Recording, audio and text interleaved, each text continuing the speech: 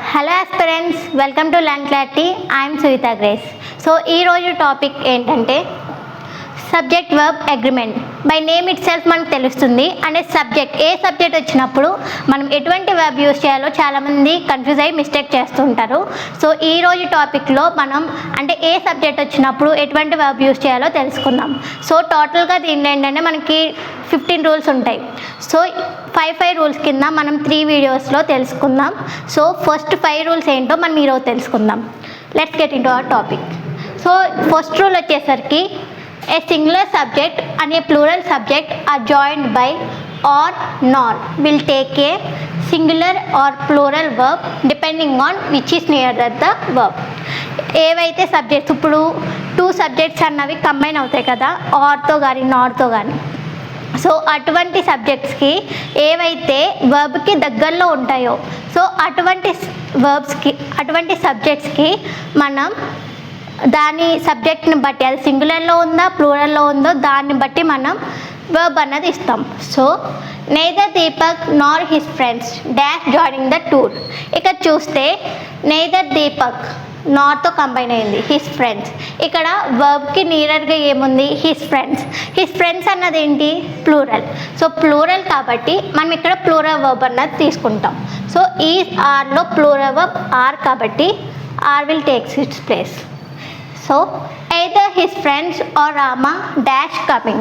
మళ్ళీ ఇక్కడ ఆర్తో కంబైన్ అయింది కాబట్టి రామ అన్నది ఏంటి, వర్బ్కి దగ్గరలో ఉంది and it's singular. So singular కాబట్టి మనకి సింగులర్ వర్బ్స్ ఏమున్నాయి, ఈజ్ ఆర్.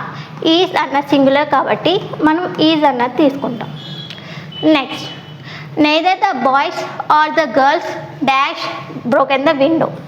ఇక్కడ ఆర్తో కంబైన్ అయింది అండ్ ద గర్ల్ అన్నది ఏంటంటే వర్బ్కి దగ్గరలో ఉంది. సో వర్బ్కి దగ్గరలో ఉంది కాబట్టి ఆ singular subject will take singular verb. So has అన్నది సింగులర్ తీసుకుంటాం. neither Anjali nor her friends dash the truth. ఇక్కడ అగైన్ నార్తో కంబైన్ అయ్యింది అండ్ వర్బ్కి దగ్గరలో హెర్ ఫ్రెండ్స్ అన్నది ఉంది. హెర్ ఫ్రెండ్స్ అన్నది ఏంటి, ప్లూరల్ కాబట్టి so plural verb always takes plural subject always take plural verb. So no అన్నది వర్బ్. సో ఈ విధంగా రూల్ నెంబర్ 1 బట్టి ఏంటంటే ఆర్తో కానీ నార్తో కంబైన్ అయినప్పుడు ఎటువంటి సబ్జెక్ట్ వర్బ్కి దగ్గరలో ఉందో దాన్ని బట్టి మనం తీసుకుంటాం. So next rule, indefinite pronouns such as someone, somebody, each, nobody, anyone, everyone, everybody, either, neither. So ఏవైతే ఇండెఫినెట్ ప్రొనౌన్స్ ఉంటాయో so always take a singular verb. So అవి ఏంటంటే సింగులర్ వర్బ్ తీసుకున్నాం. ఇండెఫినెట్ ప్రొనౌన్స్ అంటే ఏంటి, స్పెసిఫిక్గా మెన్షన్ చేయని persons ఎవరైతే ఉంటారో సో వాళ్ళకి మనం ఇండెఫినెట్ ప్రొనౌన్స్ అంటాం. అంటే పర్టికులర్గా ఓ పర్సన్ని మనం ఇండికేట్ చేయట్లేదు. సో అటువంటి ప్రొనౌన్స్ ఏవైతే ఉంటాయో అవి సింగులర్ వర్బ్ తీసుకుంటాయి, ఎందుకంటే వాటిని మనం సింగులర్ సబ్జెక్ట్స్గా కన్సిడర్ చేస్తాం. Someone dash knocking at the door. ఇక్కడ సమ్వన్ అన్నది ఇండెఫినెట్ ప్రొనౌన్.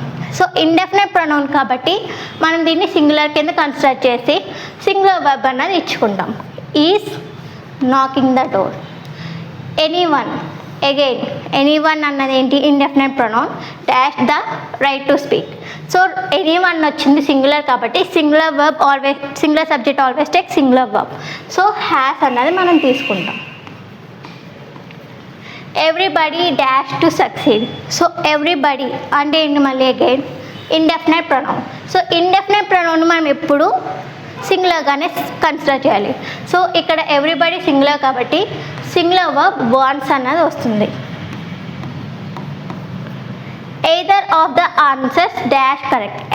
ఎయిదర్ అన్నది కూడా ఏంటంటే ఇప్పుడు మనకి ఇండెఫినెట్ ప్రొనౌన్ కాబట్టి దీన్ని మనం సింగులర్గా కన్సిడర్ చేయాలి.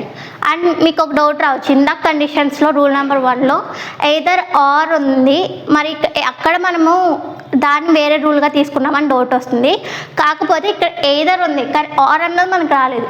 సో దీన్ని ప్రొనౌన్ కింద కన్సిడర్ చేస్తాం. సో కన్సిడర్ చేసి దీన్ని సింగులర్గా తీసుకుని ఇక్కడ సింగులర్ వర్బ్ అన్నది ఈజ్ తీసుకుంటాం.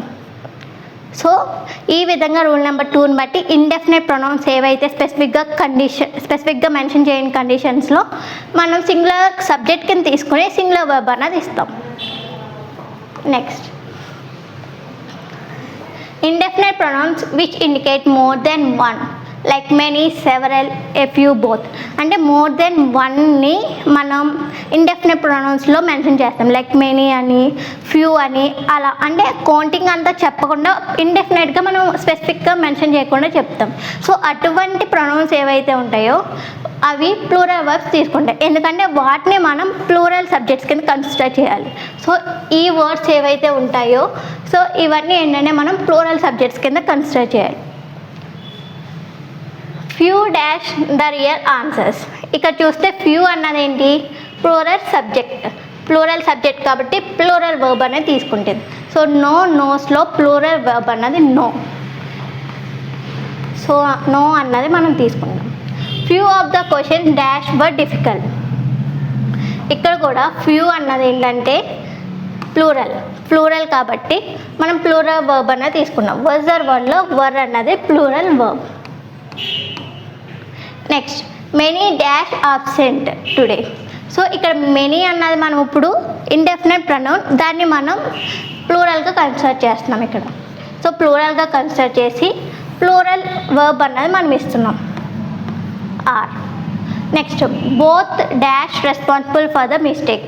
ఇక్కడ చూస్తే బోత్ అన్నది కూడా ఏంటంటే మోర్ దెన్ వన్ రిప్రజెంట్ చేస్తుంది అండ్ ఇండెఫినెట్ ప్రొనౌన్ కాబట్టి మనం దీన్ని ప్లూరల్గా కన్సిడర్ చేసి ఇక్కడ ప్లూరల్ వర్బ్ అంటే ఏంటి, ఆర్ కాబట్టి ఆర్ తీసుకుంటాం.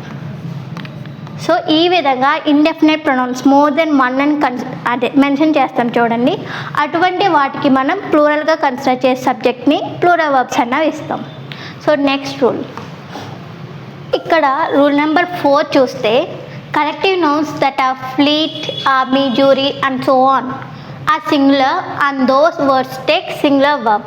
సో మనకి కలెక్టివ్ నౌన్స్ ఏవైతే ఉంటాయంటే జ్యూరీ అని అటువంటి వర్డ్స్ ఉంటాయి కదా, సో అటువంటి వర్డ్స్కి మనం సింగులర్ సబ్జెక్ట్గా కన్సిడర్ చేస్తాం వాటిని. సో సింగులర్ సబ్జెక్ట్గా కన్సిడర్ చేసి వాటికి సింగులర్ వర్బ్ అన్నది ఇస్తాం.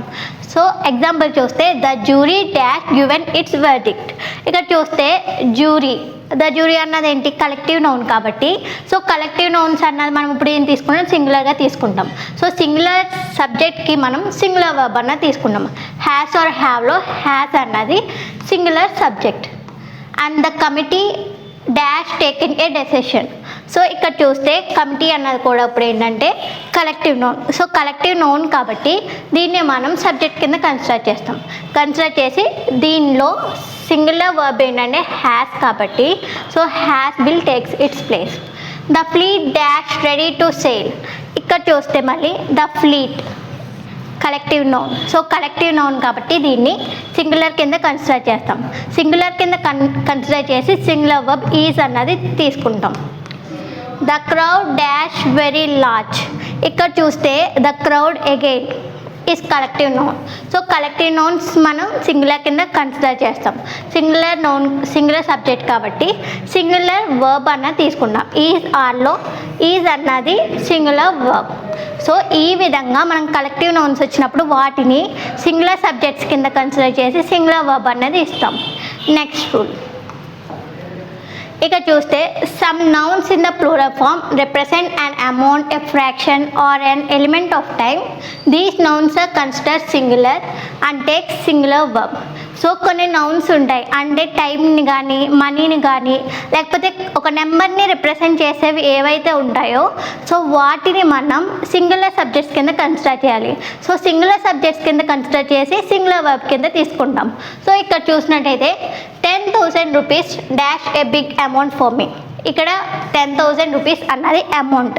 సో దీన్ని మనం సింగులర్గా కన్సిడర్ చేయాలి. సో ప్లూరల్ ఫామ్లో ఉంది అనుకోవచ్చు, కాకపోతే దీన్ని మనం సింగులర్గా కన్సిడర్ చేసి సింగులర్ వర్బ్ అన్నది ఇస్తాం. ఇక్కడ ఈజ్ ఆర్లో ఈజ్ అన్నది సింగులర్ వర్బ్. సో ఈజ్ తీసుకుంటాం. Next 5 years dash a long time. ఇక్కడ చూస్తే 5 years అన్నది ఏంటి, ఒక టైంని మెన్షన్ చేస్తుంది కాబట్టి దీన్ని మనం సింగులర్ కింద కన్సిడర్ చేద్దాం. సో సింగులర్ సబ్జెక్ట్ ఏంటి, వర్బ్ ఏంటి, ఈజ్ ఆర్. సో ఈజ్ ఆర్లో ఈజ్ అన్నది సింగులర్ వర్బ్. సో ఈజ్ అన్నది తీసుకుంటాం. 5,000 rupees dash too much for this book. ఇక్కడ అగైన్ చూస్తే 5,000 rupees ఈజ్ మనీని రిప్రజెంట్ చేస్తుంది. మనీని రిప్రజెంట్ చేస్తుంది కాబట్టి దాన్ని మనం సింగులర్గా కన్సిడర్ చేస్తాం. ఇక్కడ కాస్ట్ ఈ రెండిట్లో సింగులర్ వర్బ్ ఏంటంటే కాస్ట్స్. సో ఇక్కడ మనం వర్బ్ అన్నది కాస్ట్స్ అని తీసుకుంటాం. 10 miles డాష్ వెరీ ఫార్. ఇక్కడ చూస్తే 10 miles అగైన్ డిస్టెన్స్ని మెన్షన్ చేస్తుంది ఇక్కడ. సో దీన్ని కూడా ఏంటంటే మనం సింగులర్గా కన్సిడర్ చేసి సీమ్స్ దీనిలో మనకి సింగులర్ వర్బ్ సీమ్స్ కాబట్టి మనం ఇక్కడ సింగులర్ వర్బ్ని తీసుకుంటాం. సో ఈ విధంగా ఏవైతే ఫ్రాక్షన్ కానీ టైంని కానీ మెన్షన్ చేసినప్పుడు వాటిని సింగులర్గా కన్సిడర్ చేసి సింగులర్ వర్బ్ అన్నది ఇచ్చుకుంటాం. సో ఈ విధంగా ఏంటంటే మనకి టోటల్గా 15 రూల్స్ అన్న ఉంటాయి. సో ఈ వీడియోలో మనం 5 రూల్స్ నేర్చుకున్నాం. ఇంకా అప్కమింగ్ వీడియోస్లో మనం 10 రూల్స్ నేర్చుకుందాం. So thank you for watching.